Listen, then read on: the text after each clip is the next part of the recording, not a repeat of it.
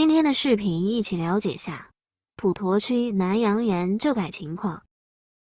哎，亚叔你好，那我是那个阿东。那今天呢，你找我是关于你们那边好像房子有一点的事情，想跟我聊一聊。是这样的话呢，我们就是南阳园210到215号的这个居民，但是这个房子不是我的，可能侄子的哦，你侄子的房子，哎，我侄子的房子。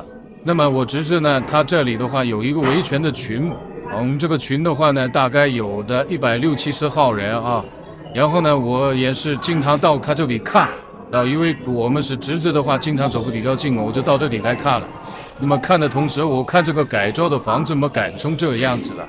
然后的话呢，就是我侄子是不同意的，那不同意的话呢，就是他们这个维权的群的话呢，就把现在改革状况的话呢，也跟我分享了一部分，也说了一些很多的话呢，改造从头到尾，因为从19年开始到现在也就5年了。这里的老百姓的话呢，既没有厕所又没有洗澡的地方，很痛苦的。那么然后的话呢，他们在维权，但是维权呢对他们来讲是非常的困难，因为他们也信法了，到处该走的地方都走到了，没有人受理的。那么最近的话呢，就不管你是要改不改的话呢，它都重启了。从去年的7月1号有补签了一个协议，刚开始他们有一个协议的话呢，就是改造的时候是19年的3月份。当时他们还有插的小红旗的，就是谁家同意的话呢，上面贴个小红旗，完成多少了。这个2019年是从3月份开始就是签约的，那么到了到现在为止5年了，也没有达到100%。但是当时的话，据我这个侄子说的话呢，他们有文件的，文件贴在墙上的，那个文件上面是说清楚的话，必须在45天之内的话呢，完成100%这个项目才成立的。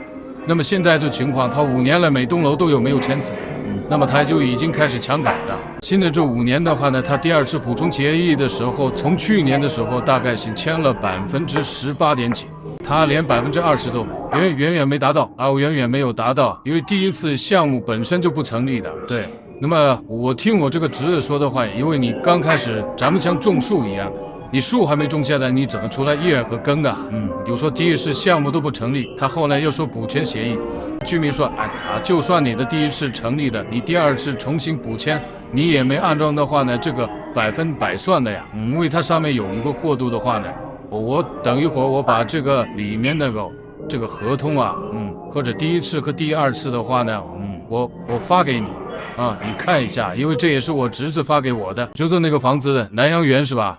是几年的那个房子啊？我们这里是68年的房子。我们当时的话呢，也是跟他们讲的，这个房子是不能拆的，不能这样改的。那我们的话呢，也信法啊，跟他讲的。因为2022年的时候的话呢，市长公证是有一讲话的，说我们属于小两口板房子啊。后来我听我侄子说的话呢，我们是小两口板房子啊。然后他们出来一个评估报告。像他们所说的话呢，我们是不是小两国板房子？如果你认为这个不是的话呢，我建议的话，通过你们这个媒体的话发给大家看看，到底是不是？那这大家就是一目了然，我们不去终结这个是与不是。那么杨浦区这个地方的话呢，据我侄子已经讲过了，他也去到那边去踩点过了，他的房子和我们是一模一样的，尺寸一样。据我侄子说的话呢，他们那里有个群主还到那里面去测量了，测量的结果数据都是一样的。我侄子给我发出来的这个就是楼板的情况，我感觉有点触不惊心的。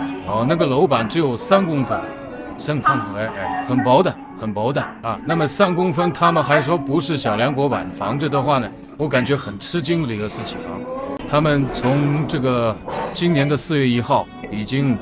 谈不上是镇压4月1号派了大概有100多号人来这个压制这里个场面还蛮宏大的。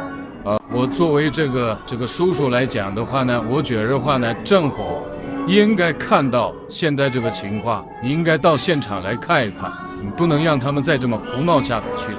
因为这个房子如果出现重大事故的情况下，谁都兜不了，整栋楼。8面整片的承重墙要拆除，2根立柱要拆掉、砸掉。这个是的话呢，对这个房屋结构是有影响的。这个不是一点的影响。据我侄子他这个群主说过了，我说的话呢，他以为原来的话呢，问过设计院的人，他说这个项目和这个设计的方案属于违反的啊。那么李香枪这个立柱也好啊，这个承重墙，我们所有的老百姓一听都说的话呢，承重墙拆掉，都认为这是违规的，但他们还在操作。我就作为叔叔来讲，感觉不可思议，或者说允许他呢，那一定要等出现重大事故死人才行的吗？然后据我侄子说，他们也是旧改办的人说，因为他也没有就是录下来啊或者怎么样，只要不死人，也就这么改。